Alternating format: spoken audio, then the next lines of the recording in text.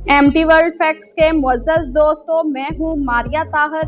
बैतुल मुक़द्दस पर हुकूमत करने वाली ताकतवर जंगजू मलकाओं की कहानियाँ। जी हाँ दोस्तों, जब बैतुल मुक़द्दस के हुक्मरान बदौइन दोम की मौत हुई तो उसकी बेटी और दामाद को बिना किसी शक व शुबे के बादशाह और मलका बना दिया गया।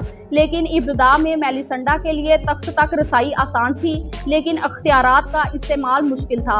अपनी हुक्मरानी के इब्तदाई चंद बरसों में फल्कू ने हुकूमती मामलात में मलका के अख्तियार को दूर रखने की कोशिश की, लेकिन अख्तियार के इस्तेमाल के एक बहुत बड़े स्कैंडल और खुलेआम बगावत के बाद ही मेलिसंडा बैतुल मुक़द्दस के हुकूमत में अपना अख्तियार इस्तेमाल करने के काबिल हुई थी। इससे हमें ये समझने में मदद मिलती है कि यरूशलेम की सल्तनत आउटरीमर में मखसूस अदम इस्तेहकाम और बुहरान ने एक ऐसा सियासी माहौल पैदा किया जिसमें शाही खानदान की खवातीन को आगे बढ़ने और शाही अख्तियारात का इस्तेमाल करने का मौका मिला। सलीबी रियासतों में जंगजू मर्दों की औसत उम्र कम थी। मिसाल के तौर पर 12वीं सदी में यरूशलेम के बादशाह जो इस खित्ते में पैदा हुए थे 26 वर्ष की औसत उम्र में मर गए थे, जबकि उसके मुकाबले में फ्रांस के बादशाहों की औसत उम्र 57 वर्ष थी। यरूशलेम की सल्तनत के मर्द हुक्मरानों की हलाकत मैदाने जंग या किसी गैर मुतवक्के हमले में ना होती तो वो किसी नागहानी आफत या बीमारी का शिकार हो जाते। मिसाल के तौर पर मलका सबीला के भाई बोडोन चहारम बिना औलाद के जजाम के मर्ज का शिकार होकर मर गए और उनके जवान भांजे की मौत के बाद तख्त उनकी बहन को चला गया था। यरूशलेम की सलीबी रियासतों में खवातीन अमूमन अपने मर्द रिश्तेदारों से ज़्यादा लंबी उम्रें पाती थी, जो आम तौर पर उन्हें कंट्रोल करते थे और अपने तौर पर इक़्तिदार और सियासी वफादारी के अलम बन जाते थे। इसके अलावा कुदरती तौर पर यरूशलेम के बादशाहों के यहाँ बेटों के मुकाबले में बेटियों की पैदाइश ज़्यादा होती थी। इसने बैतुल मुक़द्दस के मुआशरे को खवातीन या मलकाओं की हुक्मरानी के नज़रिए को कबूल करने पर मजबूर किया था। जी हाँ दोस्तों, मेलिसंडा न सिर्फ अपने अख्तियार को ताकत में बदलने में कामयाब हुई थी, बल्कि उसने अपने अख्तियार के ख़त्म होने के 10 वर्ष बाद तक भी अपनी ताकत को कायम रखा।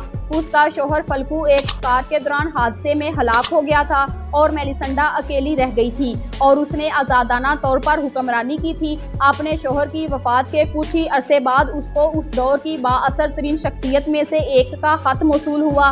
उसने ख़त में लिखा था कि सबकी निगाहें आप पर मरकूज हैं और सल्तनत की सारी जिम्मेदारी आप पर आन गिरी है। आप हुक्मरानी के मामलात को संभालें और एक औरत के अंदर छुपे मजबूत मर्द को जाहिर करें। ताहम बर्नार्डो ने मेलिसंडा से जो कहा था वो उसके लिए नया नहीं था, क्योंकि वो कई बरसों से अपने शोहर के साथ हुकूमत के मामलात देख रही थी। अलबत्ता ये ख़त एक शानदार दस्तावेज था जिसे एक मसीही मजहब के अहम मजहबी ओहदे के जानब से एक औरत की खुद मुख्तार हुक्मरानी के लिए एक दुआ के तौर पर देखा गया था। लेकिन बर्नार्ड ने अपने ख़त में इस बात पर भी जोर दिया था कि मेलिसंडा बतौर हुक्मरान सिर्फ उस वक्त तक रहें जब तक कि उनका बेटा हुकूमत संभालने की उम्र को ना पहुँच जाए।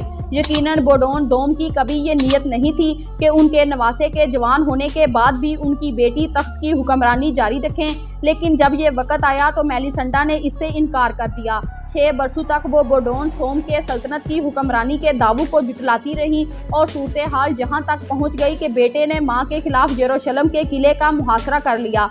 वालाहर मेलिसंडा तख्ते हुक्मरानी से सबकदोश हो गई और बोडोन सोम ने सल्तनत संभाल ली। अलबत्ता मेलिसंडा का शाही दरबार में आला मुकाम कायम रहा। उस वक़्त मेलिसंडा का शुमार उन 2 खवातीन शाही हुक्मरानों में होता था जो यूरोप में मकबूल थी, जिनमें से पहली ओरिकाडी लियोन कस्टीला थी, जिनकी ताकत और खुद मुख्तारी मशरक़ व मगरब की शाही खानदानों की खवातीन के लिए एक मिसाल थी। ताहम मेलिसंडा वो वाहिद खातून हुक्मरान नहीं थी जिसने यरूशलेम की शाही सल्तनत पर अपनी धाक बिठाने की कोशिश की हो।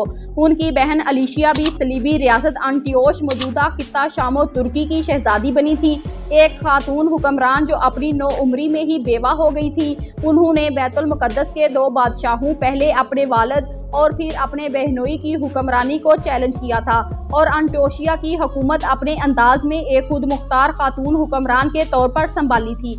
शाही सल्तनत से सबकदोश होने से कबल उन्होंने 3 मरतबा शाही तख्त के लिए हर तरह के हरबे इस्तेमाल किए थे, चाहे वो अपने वालिद के खिलाफ तुर्क बादशाह अमादुद्दीन जंगी से इत्तेहाद करना हो या तराबलस और कदीम मेसोपोटामिया के शहर अडीसिया में इज़्तिराब और गुस्से का शिकार हकाम के साथ मिलकर फल्कू बादशाह के खिलाफ अवाम को उकसाना हो। अलीशिया के बाद उसकी बेटी कॉन्स्टांजा ने तख्त संभाला, जो खुद भी एक जवान बेवा थी। और उनके अज़ाइम भी अपनी वालदा की तरह आज़ादाना हुक्मरानी के थे। ताहम कॉन्स्टेंज़ा अपनी वालदा के मुकाबले में अपने अज़ाइम की ज़्यादा पक्की और ज़िद्दी थी और इसीलिए वो अपनी वालदा से ज़्यादा कामयाब भी रही। उसने एक किराए के जंगू रिनाल्ड डी चैटलिन की मोहब्बत में गिरफ्तार होने और उससे शादी करने से कबल मुतअद्दिद बरसों तक खुद मुख्तार हैसियत से अंटोशिया पर हुक्मरानी की। मेलिसिंडा और अलीशिया की छोटी बहन और त्राबलस की मलका होडीरना भी तख्त की जंग लड़ने के दौरान 2 कातलाना हमले, जिनमें से एक त्राबलस के मुखालिफ हरीफ